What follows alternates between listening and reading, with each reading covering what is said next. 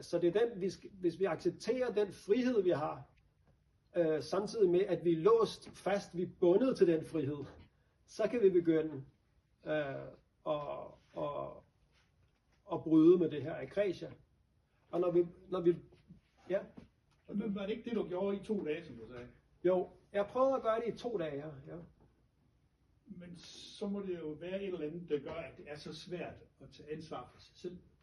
Jeg tror, det har du ret i. Jeg tror, at det, der gør det, især er en manglende erkendelse, også hos mig.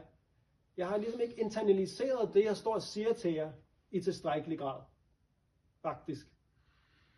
Jeg har en abstrakt forståelse af det. Jeg har i nogen grad internaliseret det, men ikke i tilstrækkelig grad.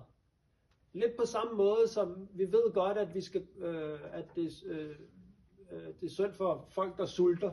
Men det er ligesom først, når man står over for dem, at man virkelig fatter det.